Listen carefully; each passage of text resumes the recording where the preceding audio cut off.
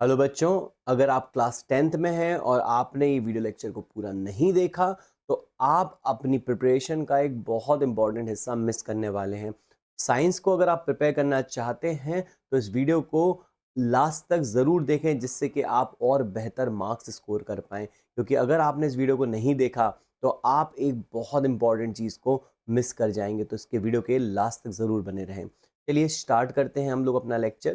देखिए, पहला जो क्वेश्चन है, जो बोर्ड में अक्सर इस टाइप का क्वेश्चन पूछा जाता है, वो है when light is incident on a glass slab, the incident ray, refracted ray and the emergent ray are in three mediums. अब लाइट को हमने ग्लास स्लैब पे इंसिडेंट कराया और ये हमारे पास में लाइट रे मीडियम ए से आती है, पहला मीडियम है मीडियम ए, और ये मीडियम बी में जाती है और इमर्जेंट रे मीडियम सी में आती है, right. If the refractive index, if n1 n2 and n3 are the refractive indices of A B and C. अब इस वाले मीडियम का रिफ्रैक्टिव इंडेक्स, सॉरी, इस वाले मीडियम का रिफ्रैक्टिव इंडेक्स है n1, इस वाले मीडियम का रिफ्रैक्टिव इंडेक्स है n2 और इस वाले मीडियम का रिफ्रैक्टिव इंडेक्स है n3। बात समझ में आया? Respectively, and the emergent ray is parallel to the incident ray, which of the following is true. अब जो हमारे पास में जब लाइट रे आती है तो जो इंसिडेंट रे है और जो इमर्जेंट रे हैं वो एक दूसरे के पैरेलल हो जाती हैं। तो बेटा यहाँ पर इस क्वेश्चन को क्रैक करने के लिए आपको एक बात याद रखना होगा, अगर कितने भी आप पैरेलल मीडियम्स ले लो, कितने भी पैरेलल मीडियम्स ले लो, डजेंट मैटर, अगर आपके पास में आपकी इमर्जेंट रे अगर इंसिडेंट रे के पैरेलल है, तो एक बात आप याद रखिएगा कि जो मीडियम वन है उसका और मीडियम जो आपका लास्ट मीडियम है जिसमें इमर्जेंट रे ट्रेवल कर रही है, उन दोनों का रिफ्रैक्टिव इंडेक्स सेम रहेगा, तभी जाके रे पैरेलल हो पाएगी। यहां पर हमारे पास फर्स्ट मीडियम और लास्ट मीडियम यानी थर्ड मीडियम का रिफ्रैक्टिव इंडेक्स सेम रहेगा। यहां पर इन दोनों का रिफ्रैक्टिव इंडेक्स कैसा रहेगा बेटा? सेम रहेगा। तो मीडियम वन और मीडियम थ्री का रिफ्रैक्टिव इंडेक्स कैसा रहने वाला है? सेम रहने वाला है। तो यहाँ ऑप्शन चेक करिए कि किस किस ऑप्शन में n1 बराबर n3 है। इस लास्ट ऑप्शन में ही n1 बराबर n3 है, तो ये ऑप्शन सही हो जाएगा। तो यहाँ पे ना केवल हमने एक सवाल सीखा, बट हमने एक कंसेप्ट भी सीखा। तो इस कंसेप्ट से रिलेटेड अगर कोई भी क्वेश्चन घुमा फिरा कर अगर आता है तो आप बोर्ड एग्जामिनेशन में उसको इजीली क्रैक कर लेंगे। तो चलिए अगले क्वेश्चन की ओर बढ़ते हैं बच्चों। अब लिखा है an object of height 4 centimetre. अब एक ऑब्जेक्ट है जिसका ऑब्जेक्ट हाइट हमको 4 सेंटीमीटर का दिया हुआ है, is capped at a distance of 30 centimeter from the pole of a diverging mirror। अब जो ऑब्जेक्ट डिस्टेंस है वो बेटा 30 सेंटीमीटर है, और ऑब्जेक्ट डिस्टेंस हमेशा माइनस में लिया जाता है, इसको मैं माइनस में ले लूंगा। और मिरर कौन सा है भाई? ये हमारे पास है डाइवर्जिंग मिरर यानी कॉन्वेक्स मिरर। डाइवर्जिंग मिरर कौन सा होगा बेटा? हमारा कॉन्वेक्स मिरर हमारा डाइवर्जिंग मिरर होगा। तो कॉन्वेक्स मिरर है और इसका फोकल लेंथ हमको दिया हुआ है 10 सेंटीमीटर का। तो फोकल लेंथ हम लोग यहाँ पे 10 सेंटीमीटर लेते हैं। The height of the image form, हमको इमेज का हाइट बताना है बेटा। तो हाइट बताने के लिए हम फॉर्मूला इस्तेमाल करेंगे, I upon O is equal to minus V upon U. ये हम लोग मैग्निफिकेशन के दो फॉर्मूलों को इक्वेट करा के यहाँ से आई का वैल्यू निकालेंगे। बट हमारे पास यू दिया हुआ है, वी तो नहीं दिया है। तो हम लोग मिरर फॉर्मूला इस्तेमाल करके वी निकालेंगे। तो बेटा हम लोग मिरर फॉर्मूला यहाँ पे लगाते हैं, तो 1 upon F minus 1 upon U is equal to 1 upon V हो जाएगा, राइट। क्योंकि 1 upon F is equal to 1 upon U plus 1 upon V होता है। अब हमारे पास 1 अपॉन फोकल लेंथ बेटा कितना है यहाँ पे? सॉरी, प्लस का 10, और यहाँ पर माइनस हो जाएगा हमारे पास 1 अपॉन माइनस का 30 is equal to 1 upon V. अब बेटा माइनस से माइनस कैंसिल हो जाएगा, तो यहाँ पे इन दोनों का एलसीएम आएगा 30, और ये हमारे पास में आ जाएगा कितना? ये हमारे पास आ जाएगा बेटा 3 यहाँ पर, और यहाँ पर आ जाएगा हमारे पास 1। क्योंकि 10 जाएगा 30 में 3 टाइम्स, तो 3 वन ज़ा 3, और यहाँ पे ये जाएगा 1 टाइम, तो ये हमारे पास आ जाएगा 4 अपॉन 30, तो 1 अपॉन वी। तो वी का वैल्यू आ गया 30 अपॉन 4। तो 30 अपॉन 4 जो होता है वो बेसिकली हमारे पास हो जाएगा कितना? ये हो जाएगा आपका 7.5, क्योंकि बेटा ये 15 अपॉन 2 होगा जो हो जाएगा आपका 7.5 सेंटीमीटर। तो v का वैल्यू कितना आ गया? 7.5 सेंटीमीटर। अब बेटा यहाँ पर इसकी वैल्यूज को पुट कर देते हैं, तो i अपॉन ओ कितना है भाई? हमारे पास 4 है, और माइनस का v, v यानी 7.5 और अपॉन u कितना है भाई हमारे पास, u है हमारा माइनस का 30। अब बेटा इसको काट देंगे, माइनस से माइनस, पॉइंट हटा के आप चाहो तो यहाँ पर 10 बढ़ा दो। अब बेटा आप इसको 5 से काटेंगे 2 टाइम्स जाएगा, तो 5 से काटेंगे ये कितनी बार जाएगा, 5 से जाएगा ये 15 टाइम, 3 से ये कट जाएगा हमारे पास 2 टाइम्स। Is it clear? तो हमारे पास i का वैल्यू जो आ गया वो आ गया 4/4, that is equal to 1 centimetre. अब इमेज जो बन रहा है 1 सेंटीमीटर का बन रहा है और कॉन्वेक्स मिरर बन रहा है, इसलिए वर्चुअल इमेज बनेगा।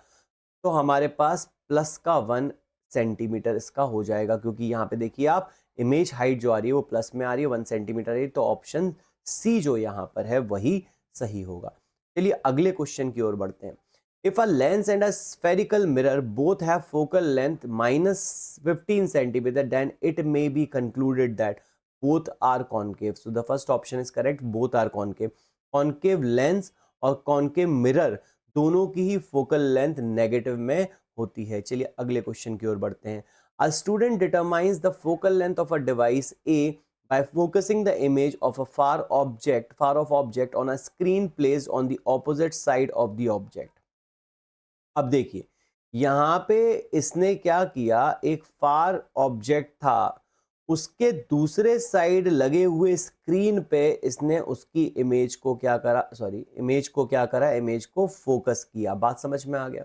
तो the student determine the focal length of a device A bye focusing the image of far of object on a screen placed on the opposite side of the object. Object के opposite side पे screen रखा हुआ है। The device A is a convex lens, ये convex lens होगा, क्योंकि अगर ये कॉन्केव मिरर होता, देखिए दो ही चीजें हैं जो हमारे पास कन्वर्ज कर सकती हैं लाइट रेज को, एक तो कॉन्वेक्स लेंस और दूसरा concave mirror, convex lens and concave mirror. अब अगर कॉन्केव मिरर होता तो वो हमारे पास ऑब्जेक्ट के सेम साइज पे ही स्क्रीन पे फोकस कर पाता, कुछ इस तरह से। यहाँ ऑब्जेक्ट होता है, इसके लाइट रेज यहाँ पे आके ये इसको यहाँ पर कहीं मिला पाता, तो ये सेम साइड हो जाता, बट ऑपोजिट साइड इसलिए कॉन्वेक्स लेंस होगा। चलिए अगला क्वेश्चन देखते हैं। The image of a candle flame formed by a lens is obtained on a screen placed on the other side of the lens. According to the new Cartesian convection, if the image is 3 times the size of the flame, then the lens is image is 3 times the size of the lens।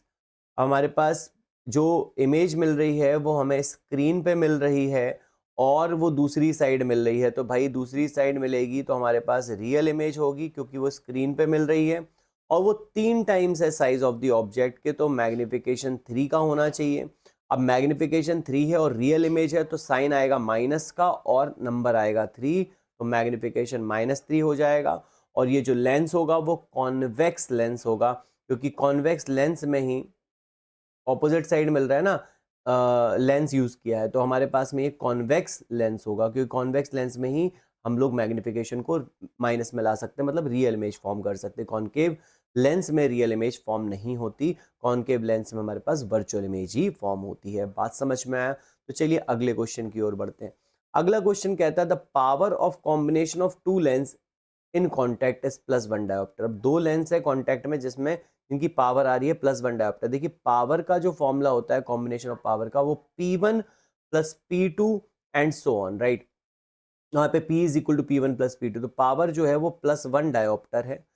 If the focal length of one of the lens of combination is +20 centimetre. अब देखो एक lens की focal length हमको दी हुई है, तो power निकाल लेते हैं एक लेंस की, जिस कोई भी लेंस है उसकी पावर निकाल, पावर होती है 1/, focal length taken in metre, और फोकल लेंथ को मीटर में लेना पड़ेगा। अब ये 20 सेंटीमीटर, 20 को 100 से डिवाइड करेंगे कितना आएगा, 0.2 आएगा। तो बेटा पावर जो पहले लेंस की हो जाएगी वो हो जाएगी 1/0.2, इसको हटा देंगे तो यहाँ पे 10 आ जाएगा, तो इसकी पावर कितनी हो गई, 5 डायोप्टर हो गई। कितनी हो गई भाई, 5 डायोप्टर।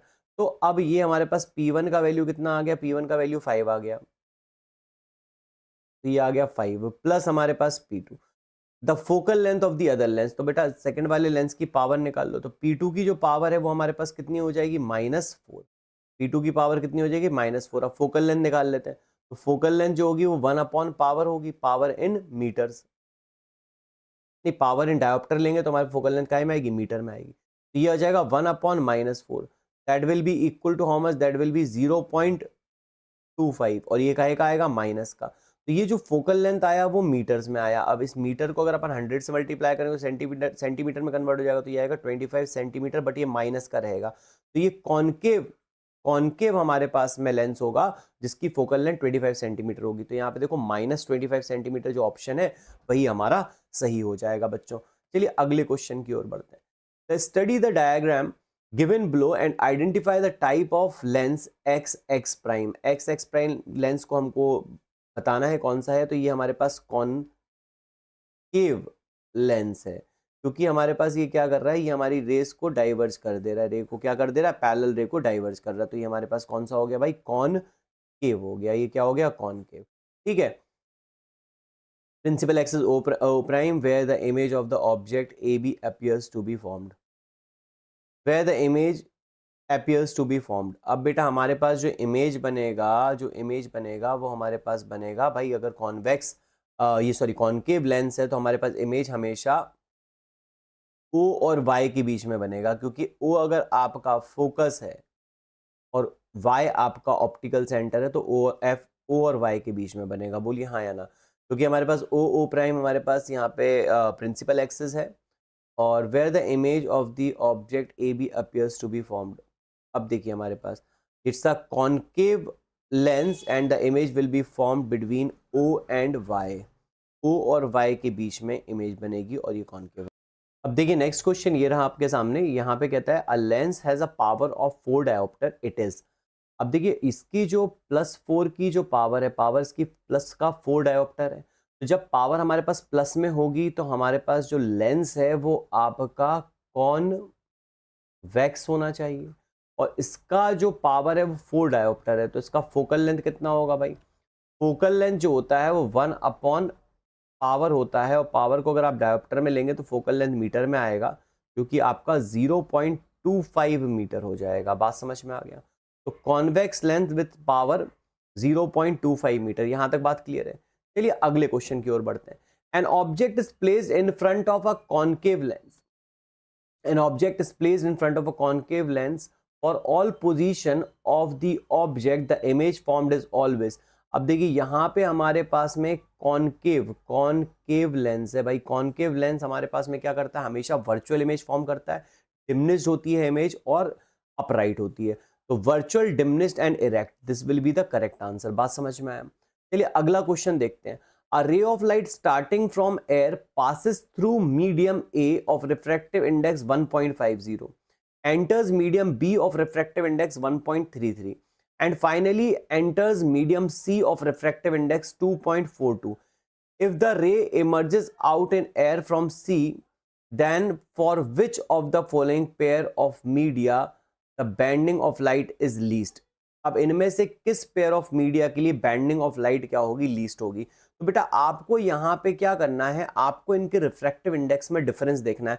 जिन रिफ्रैक्टिव इंडेक्स में डिफरेंस सबसे कम होगा वहां पे स्पीड का वेरिएशन भी कम आएगा, और स्पीड का वेरिएशन अगर कम आया तो हमारे पास में क्या होगा, जो आपका बेंडिंग है वो कम हो जाएगा। तो ये पूछता है कि बेंडिंग इन तीनों मीडियम्स में से किस में सबसे कम होगी। तो बेटा हम लोग क्या करते हैं, सबसे पहले 1.50 में से 1.33 को माइनस कर लेते हैं।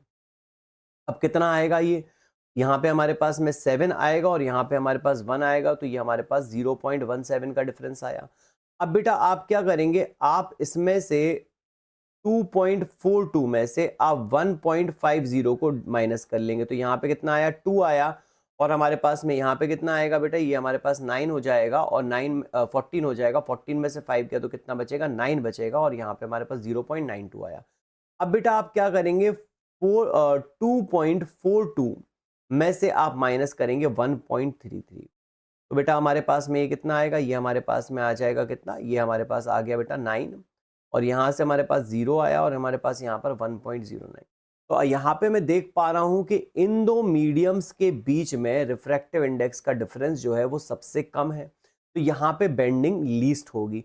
तो हमारे पास जो मीडियम ए बी है इनके बीच में बेंडिंग सबसे कम होगी, अदरवाइज उसके बाद में बेंडिंग ज़्यादा होगी। तो समझ में आया? आई होप आपको ये सारे क्वेश्चन समझ में आए होंगे, क्योंकि ये क्वेश्चंस मैंने आपको ना केवल क्वेश्चन समझाए हैं, मैंने आपको कुछ कंसेप्ट्स भी क्लियर किए हैं, जैसे यही वाला क्वेश्चन।